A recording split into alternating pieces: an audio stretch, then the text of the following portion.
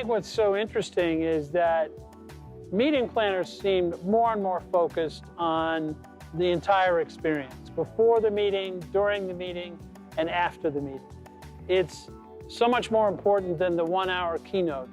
It's how do we connect with the customer all during the year and make the meeting more meaningful. And I think people will use technology to do that. I think we'll see people using their portable devices more, getting the slides in real time, getting the transcript in real time, having a video after the event, asking more questions, just connecting with the customer. Because we are always connected with these little devices that we have in our pocket all the time, I think we'll see these devices used more and more to make the meeting more impactful, not just during that 1 hour of the meeting, but all during the year. Jaime, is that the present, the future? What's your view? Well, actually, it is the future, but the future is here, no? This is some kind of duplicity, because the technology is allowing us to improve the way we are doing things. In UVM Mexico, for example, in the whole UVM world, we are committed to develop communities. So not just a single trade show in which we present exhibitors with professional buyers, but also we're committed to develop content and create communities the whole year round. Thanks to the technology and with innovation in these cases, we are now having the tools to do so, to bring on the whole year, 365 years, seven days a week, 24 hours a day, all this possibility to interconnect within this big community of buyers, professional speakers, all the content that it is very specialized in every single vertical that we are developing as a trade show. So the future is here, and if we do not accept and embrace the new technology to develop our businesses, then the future will pass us and we can be obsolete in a very short time.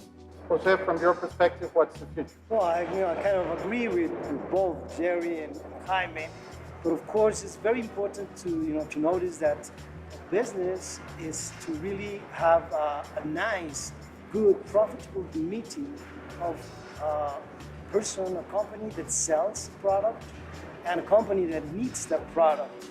So all what we create in this environment, it's good for this relation.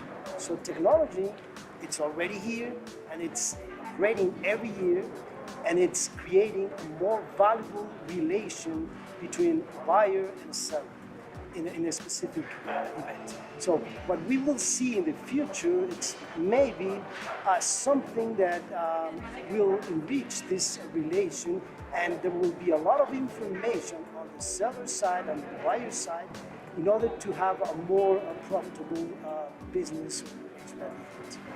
In your book, you talk a lot about big data and how there's a large percentage of data that is created in experiences such as not just congresses or trade shows or all kinds of events, but in the interaction and social media of both businesses and people that is not necessarily processed and is not necessarily structured.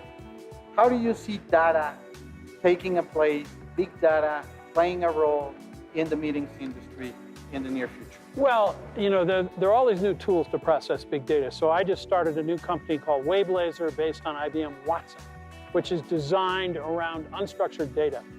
Think of all the data that's created in meetings.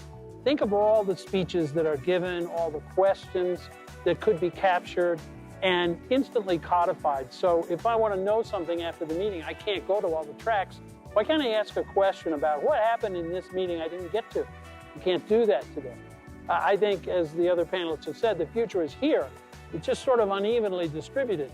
So we have to be innovative enough to grab that future, or as you suggested, it will pass us by.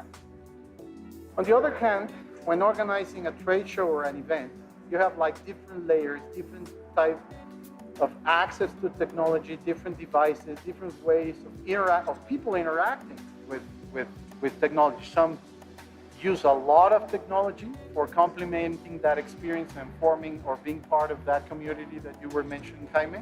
But some others are still a little bit far from technology and the regular use of those devices in Latin American countries. How do you see that trend? Is it going at the speed of other parts of the world as UVM normally does it all over the world? Are we up to speed, or are we kind of a step a little bit behind in those kind of experiences and solutions? Well, what I can tell you in that regard is that Mexico is nowadays and is up to date in the use of technology, and of course to have these new options to get access to data, to analyze data, and to share data. So perhaps the challenge here in Mexico as a country is the infrastructure. We still do not have enough infrastructure in venues like this one, no? Like Centro Banamex, or perhaps Cintermex Monterrey or Expo Guadalajara, that they do not have the strongest technology, the completely wide range that we need for 30,000 people at the same time connecting themselves to their mobile devices to get access to the show application. Uploading data, downloading, interacting, that's right. Because nowadays, for example, in UVM, we are using applications to allow all the visitors for a trade show to interact each other the whole time. The problem is, if you do not have the strong access, and in places like this, if they have a lot of metal that is blocking the external signal, then you will have a big problem to get them. No? So this is the big challenge that we have in places like Mexico City, Monterrey, Guadalajara, to name the three major cities on the trade show industry in this country. So we have to improve that way, but the future again is here. Now we have update technology, we have people that is pretty well trained to use and to develop the technology to have at the very end a memorable experience. This is the leitmotif that we have to follow. We have to create memorable experiences. Either it is a business, or it's a business to consumer show, or it's a conference, or whatever. At the end, we have to be committed to create memorable experiences. And of course, with the lack of technology, it can be a memorable experience, just the other way, okay? Exactly, but this is the way I see it. And on the other hand, we have to help people to boost their own business. At the end, it's not just showing up by information as the main goal by itself, the interaction, how we trigger business between attendants, exhibitors, and presenters, and all kinds of interested parties who are part of your shows or part of the corporate events. What are the best practices you are seeing today and that you foresee in the future to boost and trigger, drive those business within your stakeholders? I think in Egypt Grounds, one of the most important things, and I think we share the same vision with our companies, is that content is king here. So we have to produce events with really meaningful and valuable information and happenings within the show that can really bring to the show decision makers. Every industry has a group of people that are taking decisions on acquiring things or suggesting some type of solutions. Also, decision makers on the government side, all the stakeholders related to the government, have to attend the show. The only way we could do that is if our content is really meaningful. So one of the things we are doing is really investing a lot in what is happening in the show. It's not only showing products and having buyers. It's what type of products, how I represent, and what type of buyers are attending the show. We can easily fill a venue like Centro Banamex if we give away a car. But to that brings you the really good buyer, the meaningful person, The right people. the right person. It's not. So what we are promoting is what are we doing within the show that it's meaningful for this VIP to attend the show. So I think most of the companies will go that way in order to have very valuable shows. And as Jaime is saying, technology, it's a lot, has to do a lot in this part.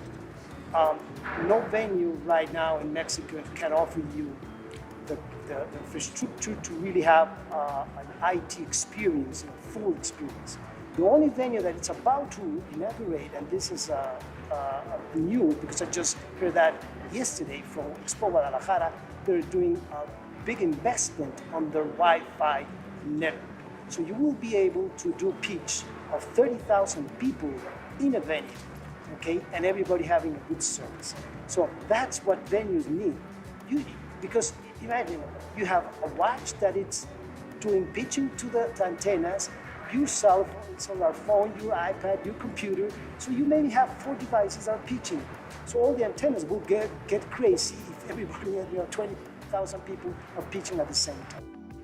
Just to finish this round, tell me your definition, your very own definition of innovation and your risk approach. You have a philosophy, how to take part of that risk, measuring the risk, or avoiding the risk, or taking over the risk. What's your opinion? I think we've been talking about it. Creativity is about thinking up new things. Innovation is about doing them.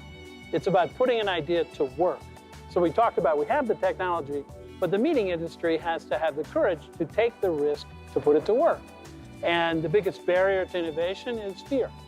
Fear of I'll lose my job, it won't work quite right, it will cost a lot. So look, in this world today of the digital experience, you can test everything at low cost. 20% of what you see from kayak.com every day is a test, it's an experiment. So we have to experiment, we have 3D printers, we have many tools that allow us to prototype at low cost, to have lower risk, but to continually innovate and learn. And that's how we move ahead. That's how we move. With that idea, let me take a break and we'll go to the second block of this production hosted by Amprofec here in Mexico City.